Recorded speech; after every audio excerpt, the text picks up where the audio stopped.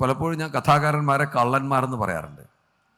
കഥാകാരന്മാരെങ്ങനെയാണ് കള്ളന്മാരാവുന്നതെന്ന് വെച്ചാൽ, ഈ പണ്ട് കാലത്തെ കവികളുടെ ഒരു ഒരു ഒരു വിവക്ഷയുണ്ട് കവികളെക്കുറിച്ച്.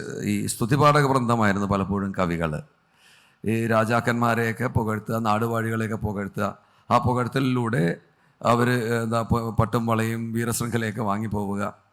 അപ്പോൾ പലപ്പോഴും പണ്ട് പാടിയിരുന്ന മന്നവേന്ദ്ര അവളെങ്ങുന്നു ചന്ദ്രനെ പോലെ നിൻമുഖം എന്ന് പറയുമ്പോൾ, യഥാർത്ഥത്തിൽ ഇപ്പോൾ ചന്ദ്രോപരിതലം എങ്ങനെയാണോ, നിറച്ച് കുണ്ടുകുഴിയായിട്ടാണ് ചന്ദ്രോപരിതലം ഉള്ളത്. ആ ചന്ദ്രോപരിതലം എങ്ങനെയാണോ അതുപോലെയായിരിക്കും യഥാർത്ഥത്തിൽ മന്നവേന്ദ്രൻ്റെ മുഖം.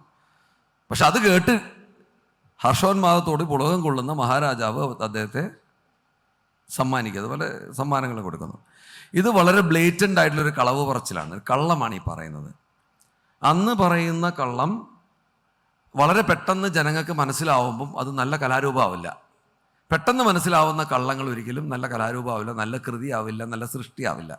അപ്പോൾ അതിന് പകരം പലപ്പോഴും ഉണ്ടാകുന്ന എന്താണെന്ന് വെച്ച് കഴിഞ്ഞാൽ, വളരെ ഒബ്ലിക്കായിട്ട് ഇപ്പം നടക്കുന്ന വളരെ എന്താ പറയുക സൃഷ്ടികൾ, സർഗസൃഷ്ടികളിൽ ഉത്തമം എന്ന് നമ്മൾ കരുതുന്ന പലതും, കഥയാവട്ടെ കവിതയാവട്ടെ, അത് നമുക്ക് ഒരു അയഥാർത്ഥ ലോകത്തിൽ നിന്ന് അത് യാഥാർത്ഥ്യമാണെന്ന് ദ്യോതിപ്പിക്കുമാർ അതിനെ അവതരിപ്പിക്കാനുള്ളൊരു കഥാകാരൻ്റെ കഴിവിനെയാണ് നമ്മൾ എന്താ പറയുക സാഹിത്യപരമായ കഴിവെന്നോ അല്ലെങ്കിൽ കലാപരമായ കഴിവെന്നോ നമ്മൾ പറയുന്നത്.